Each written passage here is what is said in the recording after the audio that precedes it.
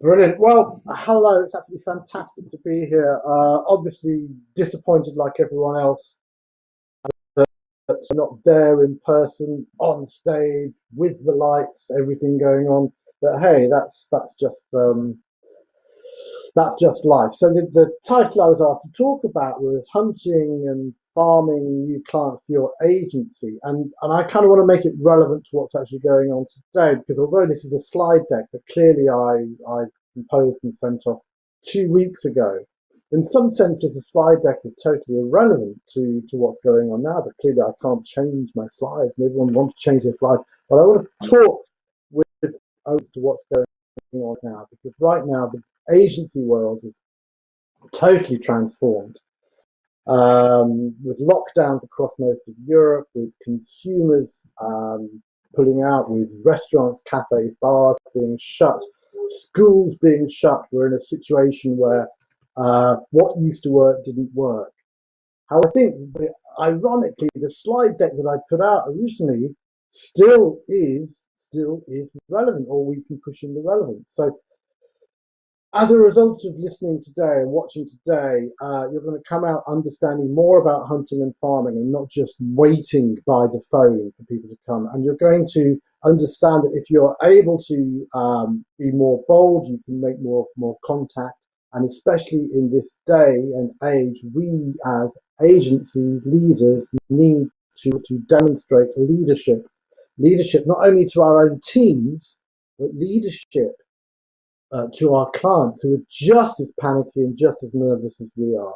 So the point, I guess, in a way, is that what we have is we have farmers and we have hunters. Talk more about and hunters, and this um, all comes around from a conversation I had with an agency owner called Gareth, who said he sold his agency with 165 people, and what he said was that he wished he wished that he'd figured out that he should be a hunter much earlier on in the growth of the agency. His agency was really good for agency, but what he spent too long doing was just farming, being nice and being gentle, and not being proactive about making stuff happen. So let's just see what the alternatives are. So you could farm or you could hunt, and my concern is clearly that waiting for the phone to ring just doesn't work. It really doesn't work now. Absolutely doesn't work now. So, and I've got clients who say to me, I said, "How do you get clients?" And they say, "Your phone's ring." Well, that isn't going to happen right now because right now everyone is preoccupied with can they pay the next wage bill. They're preoccupied with who are they going to have to sack. They're preoccupied with their customers and clients defaulting on them or not paying them. So their digital agency isn't high up in their agenda. In fact, it's very, very low. So let me just push through and explain what we mean between the difference between a farmer and a hunter. The farmer, the farmer is one level above just waiting for the phone to ring. The farmer concentrates on word of mouth marketing. The farmer visits people. The farmer waits for them to come back. Is their best friend. And as business owners and sales managers, we kind of really like farming because it's really, really gentle and it's friendly and it's kind of not very harmful and it's just kind of a nice way of doing things. And we go for a coffee and we go for a lunch and sometimes they say they want some work. The alternative is the hunter. The hunter writes down lists of who their targets are and they go after them. They actually go after them. But that's just alien for lots of people. Most people who set up agencies, yeah, they set up agencies because they want to do the typey thing. They want to do the stuff in the business. They're not very good at aggressive selling. They're good at selling face to face, but they're not good at putting together this process in which they can. And my question to you has to be, yeah, who loves business development? I mean, who out there really says, "Oh, I really enjoy getting on the phone and being rejected. I really enjoy it." Yeah, and if you ask a room full of people, hands up those of you who, when you left school, put your hand up nice and high, if you were the one who said, hey, when I grow up in sales. That's just not the case. That just doesn't happen. So that kind of explains why we avoid this hunting, and very few of us actually enjoy it. Personally, I think selling is the best thing you can do with your clothes on. But that's me. So let's just have a quick look at some of the background of research. Research is really interesting. When you ask the question, what's preventing you from growing your business as quickly as you could, the majority of the agency owners, this is agencies owners, say they need more sales and or they need more marketing. When you say what the biggest pain point is, they say finding new clients. Yeah, and when you ask them what their sources of generating leads are, nearly all of them say referrals. So my point is that very few people do anything other than wait for referrals. Okay, and more importantly, referrals are not scalable. Referrals are organic and they grow, and that whole farming thing will just happen. It will come together, but it's not scalable. And more importantly, the reason not getting the sale is, my friends, is not because you lack talent or capability. No one questions how good you are at doing the work. Marketing, remember, is not a battle of the product or the service. Marketing is a battle for the mind and the heart and the soul of the customer. They buy lots. They don't buy rashly. So marketing, I re-emphasize, is a battle for the mind of the customer. They don't know whether you are or you're not better than someone else, but what they do know is whether they believe in you. So that's why marketing is a battle for the mind of the customer. But the reason you're not growing, the reason in the last week I've spoken to 5 agencies, all of whom are going to be closed. Really, really sad. They're closing for 2 reasons. One is because with this new shock of coronavirus, their pockets aren't deep enough to sustain uh, paying wages and waiting for customers to come in. But more importantly, the pipeline is just too small. And I would argue that the reason that businesses have difficulties, the reason that businesses have difficulties is because their pipeline is not big enough. Pipeline is simply not big enough. So I go back to where I started, my friend. You're waiting for the phone is just not a sustainable strategy. You cannot survive the business. You cannot grow the business just waiting for the phone to ring. So I've always talked about, and maybe it feels less relevant now, so I'll just cover it on very, very quickly, this idea of escape velocity. What happens is that when agencies grow, they do a number of things all simultaneously, and it's the combination which creates this thing. So it's about revenue per fee earner, your utilization, your rate per hour, and that generates your EBITDA. And what happens is when you increase all of those, you get a massive response. What's actually happening now is the thing that's being hit by agents more than anything else. The thing that's being absolutely punished is the survey we did on our Facebook group. So the Facebook group for Guider, GYDA initiative, on the Facebook group for Guider initiative. We've just done a survey. Interestingly enough, about 40%, 35%, 40% of agencies think their revenues are going to increase or increase this year. But we've got about 40% saying they're going to revenues are going to decrease by 25 or 50% per year. With revenues decreasing at that rate, you're going to be making some really tough decisions. So I don't want to talk today about how you make those tough decisions within the business. That's for another day. What I do want to talk about is how you keep feeding the hopper.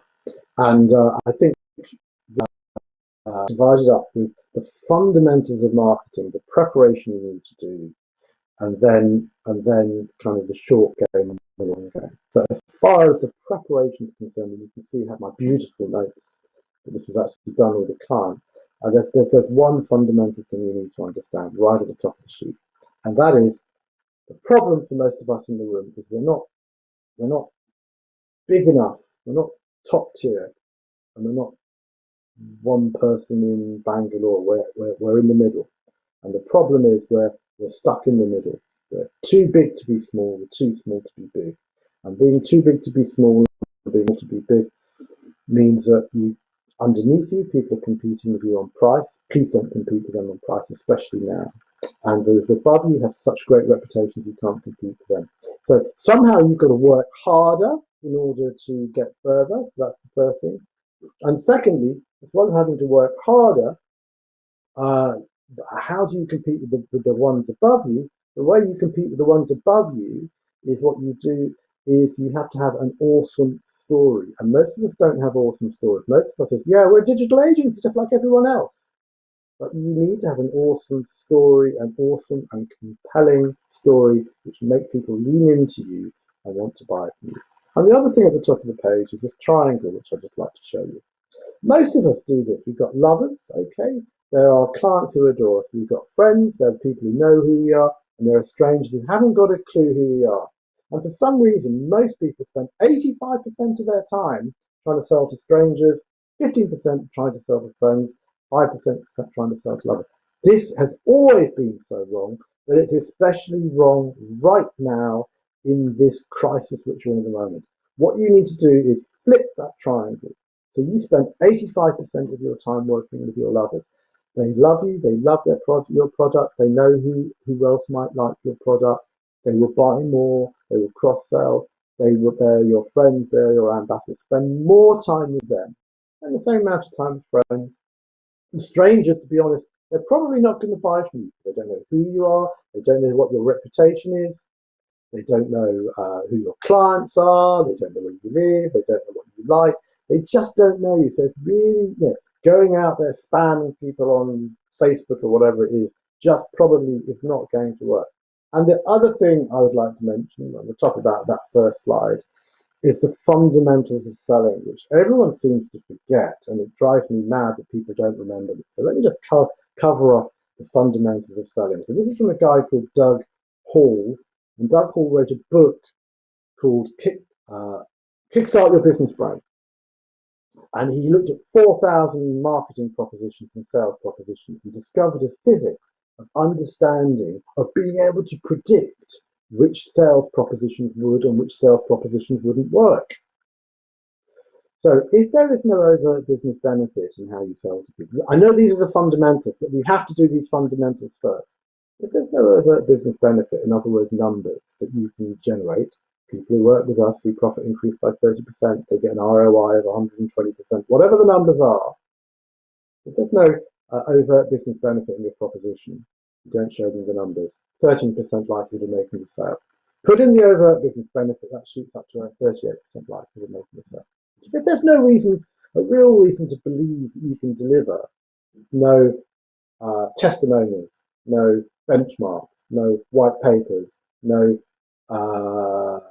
presentations, no PowerPoint decks, no credentials, 18% likelihood of making a sale. Put it in, it goes up to 42%.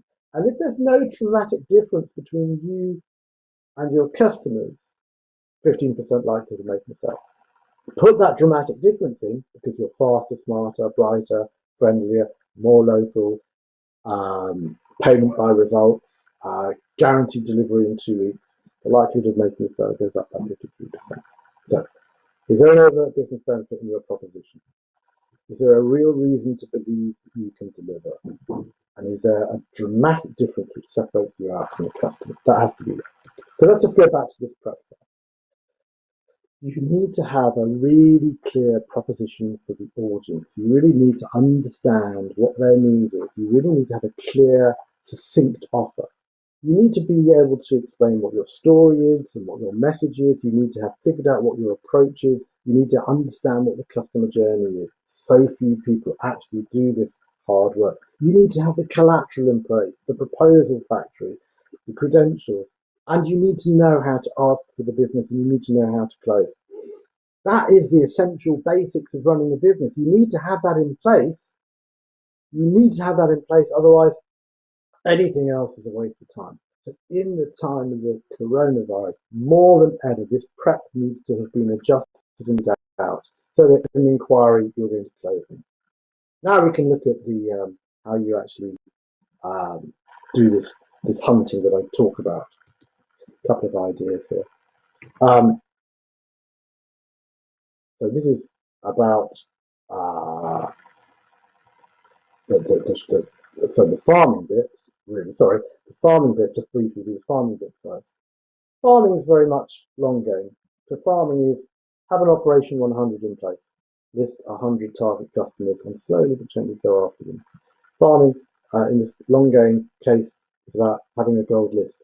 Have a list of 15 people that you are going to get incredibly close to and work and nurture. It's about maybe relaunching your website. It's about, can I just say this, of all the agencies, we work with 120 agencies, we work with some of the best in the network. All the really great agencies do two things. They do a lot of PPC and SEO, disproportionately than you expect, because it works. And they also run a lot of events. For instance, right now, we're running meetups every night at 4 o'clock UK time for all the digital agencies. And that is something that we need to make sure you do. You need to be ever present, especially online. So PPC and events, you have to be doing that. And secondly, if you're looking at farming, you need to be speaking. It goes back to the previous comment. Whether that's Facebook Live or whatever it is, I don't know. But you need to find a way of doing it. And surveys and white papers. I mentioned a survey earlier on. We've just done on the Facebook page. White papers, blogs, LinkedIn, podcasts, all that stuff is the good long game. But the short game is something slightly different. The short game is what I call hunting. So Operation 66, commit to a list of 60. Let's write down a list 1 to 60. Write down the top 10 people you know you should talk to, friends, colleagues, clients. Pick up the phone. Pick up the phone and say, how are things going in light of coronavirus? I need to understand what's going on. And at the end of the conversation, they'll say, so tell us about you. Tell us what's going on with you and what you're doing. And the beauty of this is that you get to understand, and eventually they'll say, there's some way I can help you. And the 66 is a commitment for you to make 60 phone calls over 6 weeks. 60 proper conversations. Right now, everyone needs to talk to understand what's going on, to make sense of the outside world. People will relish the fact that you are helping them understand what's going on in the outside world. Right now, the outside world needs leadership to help people to navigate the madness that's going on around them and their businesses. So, operate a list of 60, commit to 2 phone calls per working day over 6 weeks. You only need to write down 10 because those 10 will give you 10 more people and 10 more people and 10 more people and 10 more people. You need to talk to your existing customers, your past customers, your potential future customers, your suppliers. You need to talk to them, and you need to make sure you get meetings booked in with them. You need to scrape LinkedIn and Facebook for good fitting people who look like they're the sorts of people you want to work with, and you need to talk to them. You maybe need to talk to people about some capacity being released. Right now is a perfect time to say, we've got some capacity released, we could do something for you in 2 weeks, or we could do something for you in 2 weeks, you don't need to pay for 2 months. Or right now, now everyone's working from home, we'd like to test it, can you help us? So there are loads and loads of ways you can use the virus as an opportunity to talk to people about some capacity you've got. Tell them about why now is such a great time that they need to be talking to you. And of course, events and workshops, private lunches and private dinners. Can't do the private lunches and private dinners now, but you can have a virtual pub. Chris Simmons, who was on yesterday, is running a virtual pub. After my 4 o'clock calls every day now, at 5 o'clock, we open up our virtual pub. Everyone takes out a glass of wine and starts drinking and talking and sharing. So that's what you can do. And then some more hunting tips. create an influencer list. Write down a list of all the people you know, maybe 20 or 30. Write down on a score of 1 to 10 how much they care about you, and write down a score out of 10 how influential they are, how many people they know. So my mum cares about me a lot, that's a 10, but she's not influential, she doesn't know anyone, so that's a 0. Whereas my bank manager might be a 7. Dixon is probably how much he cares about. In terms of how influential he is probably a 10. So that's someone who I need to chase up and talk to and find out how he can help me. But maybe the agency down the road here, where I live in Bath in the UK, doesn't really care about me and isn't very influential. Might be a 0-3. Look at that list, 10, 20 people, and figure out how you can make people care about you more, or figure out who you should be targeting to talk to for them to actually be able to help you. That's the influencer list. Operation referral. You need to have a referral script. Phone up people. Phone them up. And there is a script for referrals which goes, you are happy with our product or service? Yes. People have the same problem? Yes. It would be rude of me to phone them up and cold call them. You would not like that, would you? Yes, you're right. This is what I'd like you to do. I'd like you to phone them up and tell them about our product or service. So you have to do that. Yes. So very quick run through what is in effect a one-day workshop. But create a referral script and ask for referrals. The amazing thing about asking for referrals is nobody does it. Nobody does it. No, you're going, oh, that's not me. We're in Romania. We're in Slovenia. We can't ask for referrals. The fact is that the people who do ask referrals are the ones who win.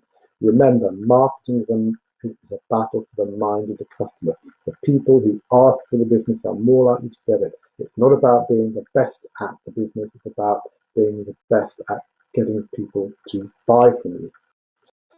Have a list. I know lots of people who have a piece of paper and they have the logos of the top 10 businesses they're trying to work with. And wherever they go, they take that piece of paper with them and they say, excuse me, do you know any of these 10 people? If you know these 10 people, I'd like to talk to them. That's a brilliant thing you can do.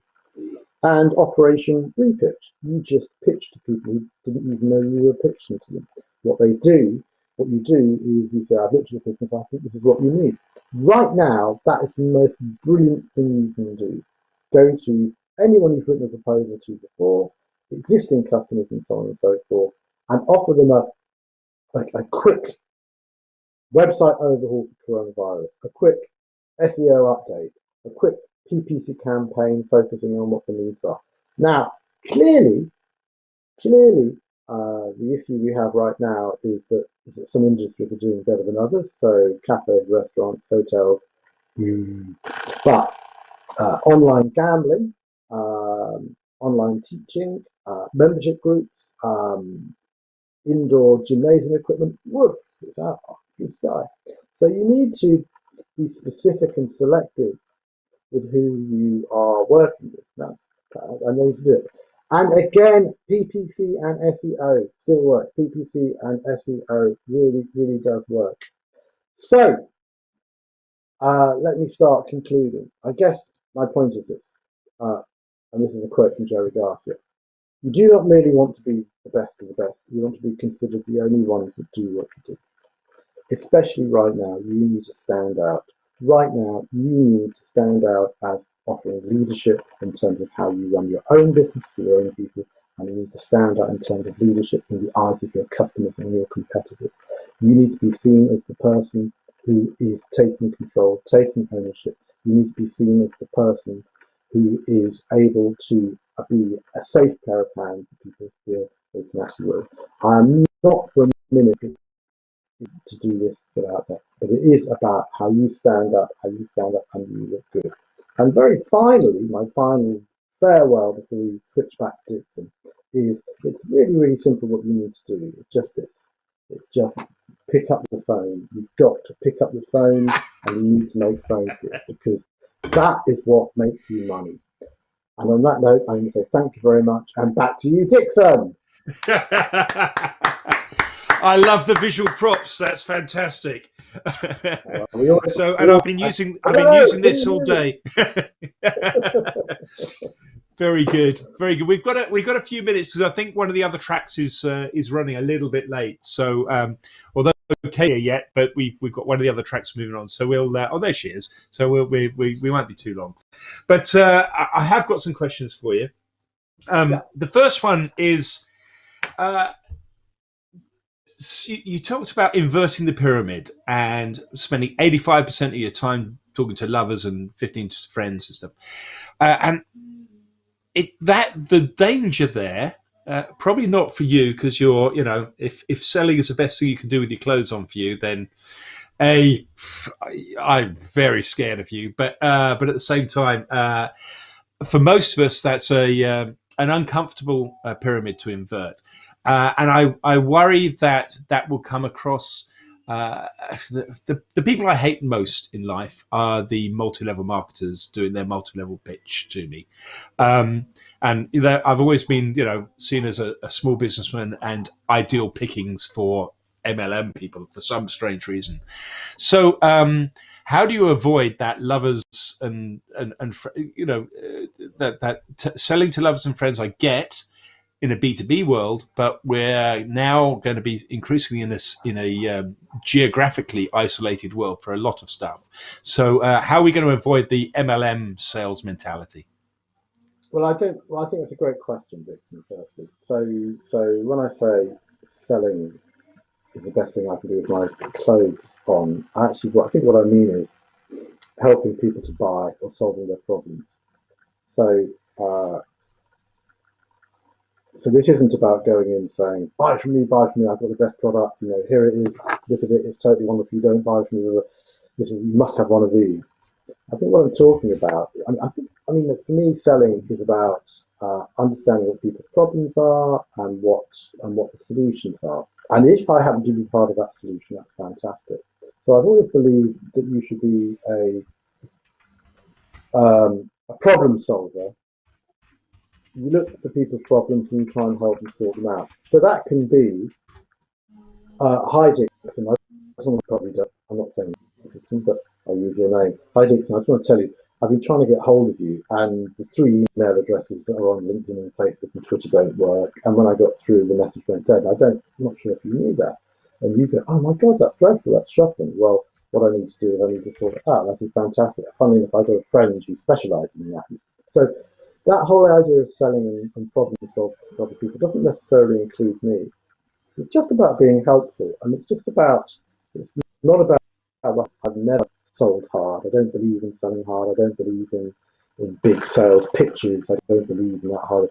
But we do need to ask for the business. We do need to, if we are in a position where someone wants something we're selling, I think we do need to say, and we do sell this, and this is the price, and this is how we do it. It doesn't have to be that MLM pretending to be someone's new best friend and, hi Dixon, how are you? Really good, I've been thinking about it, and I think people can recognise the difference. And I think right now, if you just look through your Facebook feed, you just see all this rubbish that's just, I've got a hammer which I'm trying to sell, so all problems are a nail. What people don't want, 90% of what's being sold on Facebook right now. And it's about, so to answer your question, the most powerful, in sales, the most powerful thing to use your network and getting them working with you. I don't think you have to do it in an incredibly aggressive manner. What you need to do is you need to be really good at what you do so people talk about you. Okay. Offline, I'm going to ask what the waterworks is, because somewhere around the town system there's a fountain going off somewhere. But anyway, another question. You gave a survey at the start between two or three groups of agencies, some losing a huge amount of business who were expecting to, others still believing that they're going to expand. I guess my question is, what do you think the differences are between the ones that are still looking like they may be expanding and the ones that are looking like they're contracting?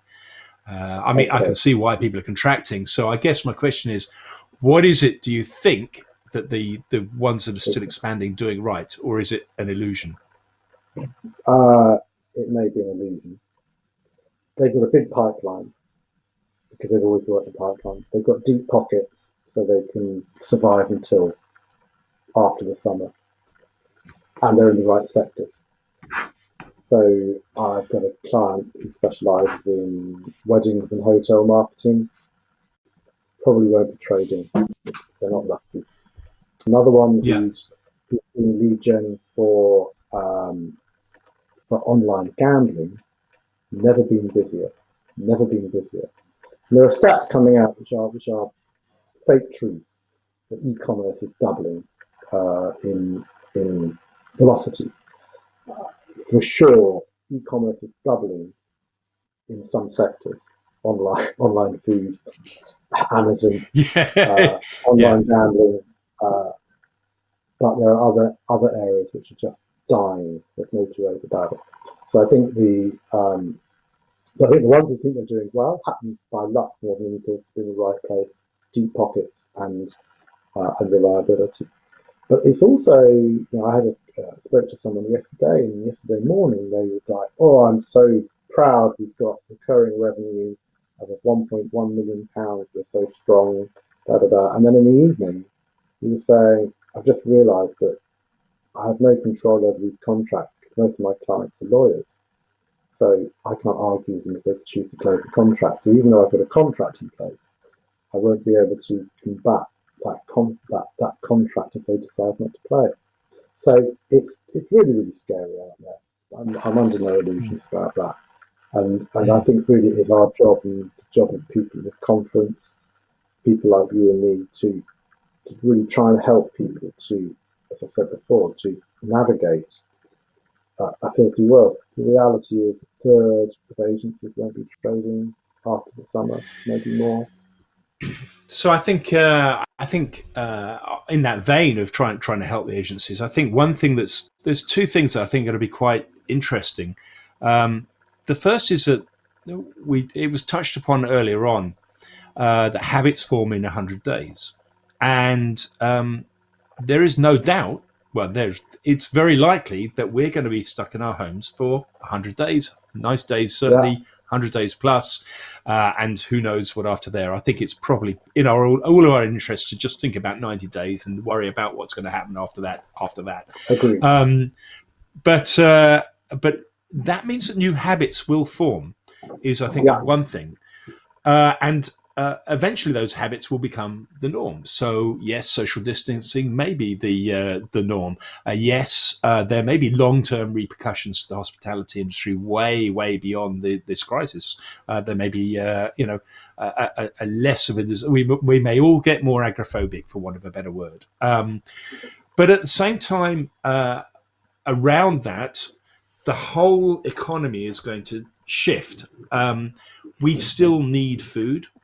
Yes, of course, it's going to go down. It's going to go down, but eventually it will adapt. If you're sitting at home, you don't need so much, so you don't need to. If you're not flying, that's saving you quite a lot of cash. If you're not, maybe a whole load of the things that we thought we needed in life, we're going to change our priorities, but we're still going to need stuff.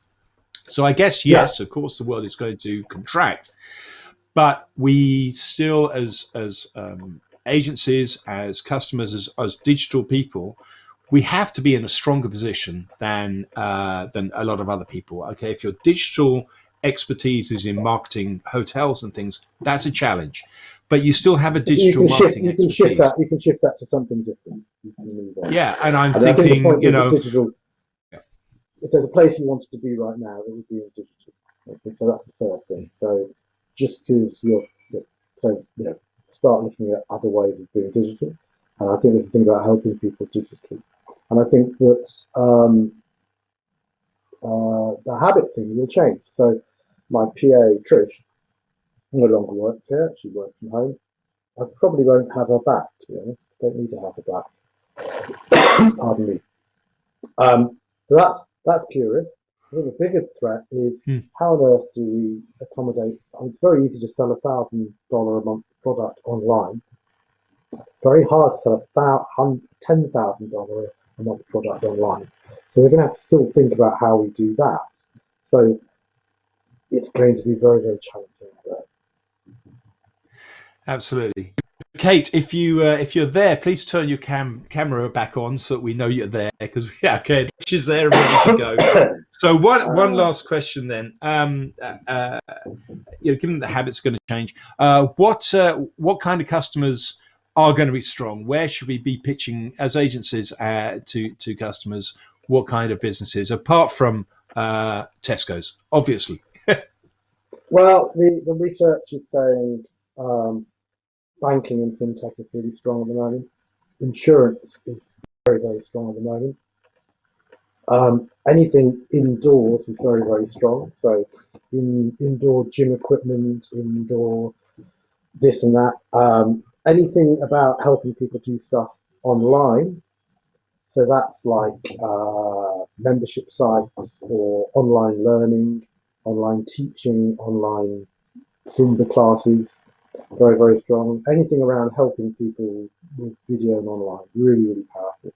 And I think we all know that what's not really powerful about it. Robert, with that, I think I'm going to say thank you ever so much for your time today.